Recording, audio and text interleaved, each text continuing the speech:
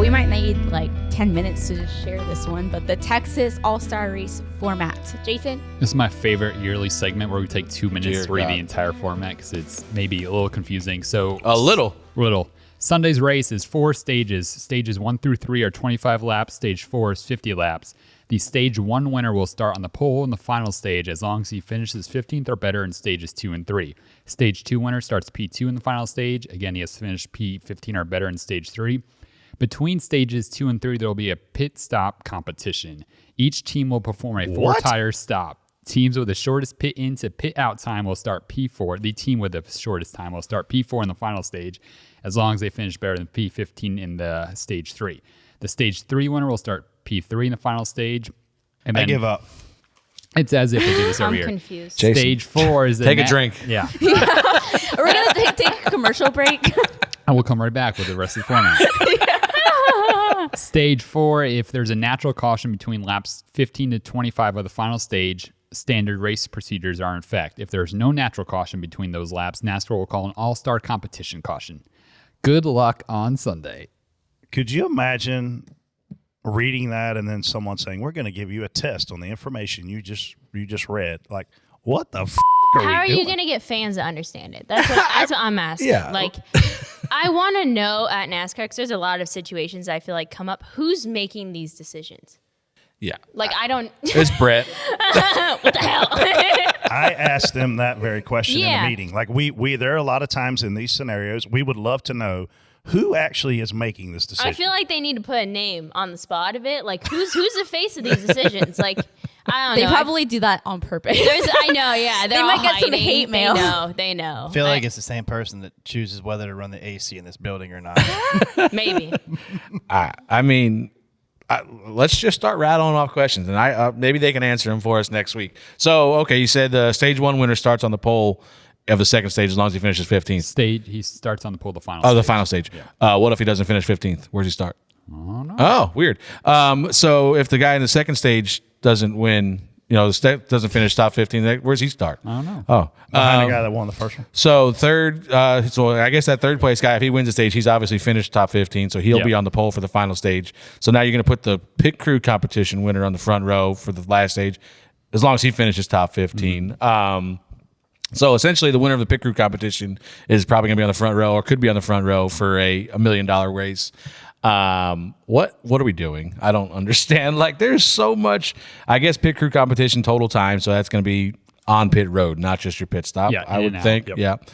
Don't get me wrong. That when they used to do the separate competition for a pit crew, like that was my favorite of the entire. Maybe you should just do that again. Yeah. So I think the idea is there. It's just a lot. Like, listen, I'll let these guys go before I give my ideas on what we should do with this race. But I mean, it's just the all-star caution. I like the idea of it. But why are we doing it with 25 to go? Let's do it with 10. Like, if we're gonna go gimmick, let's go all out gimmick. Like, what do we? 25's too far. Yeah, like 25. I mean, you're gonna have a restart, but it's gonna get split out again. Like, that's just So I think you're missing the beginning of this too. Is where are we at? Texas. You don't want to be in Texas for the All-Star race? I just think that track is narrow. I think it's very narrow, and it's going to be hard to make moves. And The track's not narrow. No, the racing groove is very narrow. The groove is narrow. The track's six Track's racetracks. really wide. Yeah, you could put 6 racetracks there. But it's just hard to. It's hard. It's not. They don't go into the corner and fan out. You're too wide. 3 sketchy. Somebody's probably jumping the cushion. I think the format All-Star should be exciting, and I'm not. I don't know. It could get spread out there and be hard to even. Yeah, I mean, before we even talk about the racing, we have to get a way to figure out how our fans can understand what the hell they're even watching. Like, I don't understand it. Like, okay, who starts 5th in the final stage? Probably whoever gets off pit road after stage 3. That's my guess. Probably. Well, do you know? No, Nobody knows. No one's told like, me. When I first started in this sport, I would reach a lot of people that would say, I've never been to a NASCAR race. What race should I go to? All-Star. And I would say to them, you need to go to the All-Star race. And they would say, why? And I would say, because there's going to be a race before it where the winner transfers in. Only the now winner. we got like 5 honorable mentions that are All-Stars. We got fan votes. We got all kind of going on, right? And then my second favorite part of it was, I was like, then you're going to have the best drivers in our sport line up. There's going to be 15 to 20 of them, and they're going to have a short race. Realistically, almost an Xfinity or Truck Series race in terms of the duration of the race, and it's going to be under the lights. It's going to be awesome, and you get to decide whether or not you like NASCAR Cup Series racing. Now, I would not dare tell a fan your first race needs to be the All-Star race because it's a disaster. You can't sit in the stands where, oh, by the way, your phone doesn't work and be able to figure out who's going to start where. So the PA guy, I hope he's smarter than whoever created this format because somebody's going to have to be able to understand and explain Maybe it was him. Maybe it was the PA guy at Texas Motor Speedway. And under no circumstance should we leave Charlotte, North Carolina and fly halfway across the country to Texas Motor Speedway to do this. It should be right around Charlotte. And when I say right around Charlotte, I'll say Martinsville, I'll say Bristol, I'll even go as far as Atlanta. But it's ridiculous that we're going all the way to Texas for this. Yeah. I mean, you're making teams that have I don't want to give anybody no shot because anything can happen, but teams that BJ McLeod has to go to this race. And you don't think he's going to I don't think he's going to win the Open. Sure? I'm just thinking that, I disagree. He had a tough day yesterday but I mean, what this is mandatory. They have to go. The Rick Ware Racing has to go. We were talking about this at the beginning of the year with the first Coliseum. race. Yeah. So I mean, there has to be conversations with teams going on right now, as to why are we doing this? We're doing it because Texas Motor Speedway has 2 Cup dates, and they partnered with COTA for one of their dates, so they lost the Cup date. So when they lost that Cup date, they moved it from Charlotte to Texas. So this is always going to be, as of right now, at an SMI track. During COVID, where did we go? Bristol. It was awesome. I thought it was a great all-star race, right? So this is Texas Motor Speedway's way of getting TV money to that racetrack. I mean, I hate to say this, but like yesterday, the crowd at Kansas was as poor as I've ever seen it. And I say that in a disheartening way because the racetracks, they don't care. It's like 8% of their overall revenue. They need to be incentivized to pack the house. That's why I made the comment earlier. Kansas is a great racetrack. It needs to have one event, and we need to figure out how to make it special because, unfortunately, we catch crap on TV all the time because, A, the stands aren't full. And then here's your other struggle. We take sponsors to the racetrack that pay millions of dollars, and we're standing on pit road, and you're telling them how great it is, and they're spending all this money, and they look up in the stands, and they look back at you, and they go, well, why is nobody here? That's on the racetrack. These promoters and these racetracks have got to take the incentive to get people out there.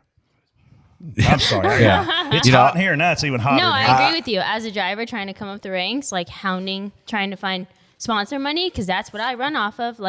It's tough trying to bring together millions of dollars to run the Truck Series. It's very tough. And showing people who, look at the stands and isn't NASCAR dying? You're like, oh no, there's just no one going. Oh no, but TV ratings are great. TV ratings are great. They're up 10%. They're like, all right, well, what if they don't show you much on TV? And you're like, oh well, I can do 10 Instagram posts for you. That's the battle I'm facing. And you bring up an awesome point because you just came off of a second place finish to Tony Stewart in SRX, right? Last year. Yeah. So SRX, you see how they're doing it at track. Is it a lot different than how we're doing it? The hospitality was amazing. Everything was so coordinated right, timed right. There was always people to help you with everything, make sure you're ready to go. Always, how can I help you? How can I help you? Do you need something to eat? Let me go get you some food. It always just, they catered to their drivers, and it was awesome. Super, super awesome. We had signings, thousands of people at signings. It was just super, super cool. I was sitting there with Bill Elliott. It's just cool moments, and I think that they did a lot of things right. They took the windshields out on the dirt, right? And it changed the game of it. Ultimately, I raced at Knoxville in SRX, and I raced at Knoxville in trucks, and it was 2 completely different races. Yeah. I love how you add that factor in. That's right. I just know I've been around a lot of guys in this sport, and when they have their helmet on, and even you right now, you have your helmet on, you're a big deal. When you take that helmet off and you retire, right? you find it a little bit harder to get free concert tickets. You find it a little bit harder to get the backstage passes. You find it a little bit harder to get that private jet ride, a Telluride, right? I want a private jet ride. Yeah, private jet ride. So what SRX has done though is they've taken the retired guys and they've made it like super relevant again. And you've got tens of thousands of people coming out to Nashville and coming out to Eldora and coming out to wherever they go, I-55 Raceway, right? So I think we as a Packing the house. we as a sport have to put more pressure on our track presidents to pack the house. I think the problem is you got fans who NASCAR isn't bringing in, as much as they're trying to, they aren't bringing in younger fans. Like, still, they're not. Like, it's just end of story kind of the deal of it. But their fans are still that older generation. And so they're completely not catering to that older generation of who their core fan base is. Like, and I think that SRX kind of hit it with the home run right there because they brought all those older generation's favorite drivers back. And it took them out from them maybe turning on NASCAR here and there, like, to actually coming to the track again to be able to see Bill Elliott race and all these other guys.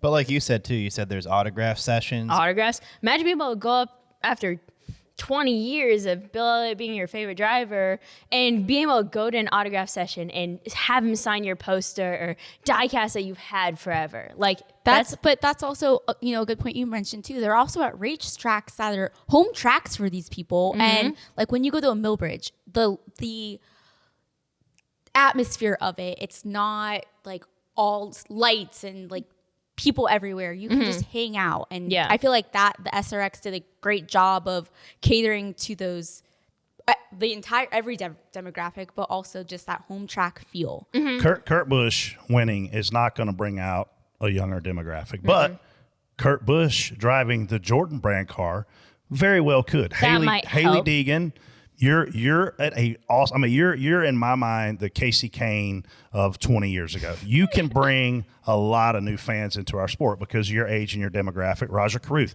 another prime example of a guy like NASCAR, and these tracks have to partner on how do we leverage those type of opportunities to get our fan base younger. But at the end of the day, Hailie, I've said this for the millionth time. Young people aren't going to come if their phones don't work. Yeah. Oh, 110%. I hate it being at the track and your phone doesn't work. It makes it hard for me to do my job. I got sponsor posts to do. There's a reason why I can get people to pay for a truck series race. And I can assure you it's not just to have a logo on the side of a truck. And like, I got work to get done there too. Like not having service there, like that's critical. These races are long. If you're going to make these races long where people do get bored, you need to have the phones work. And we do our best when the campgrounds are full, and that's a 3-day experience for families to come out. We got to have these. It's a weekend. Working. It is. It's a whole weekend. So, hey, awesome job, spot on, spot off, right there. I still got to circle back because I talk about it on here all the time. I don't like to bash a decision. I know, I do that often.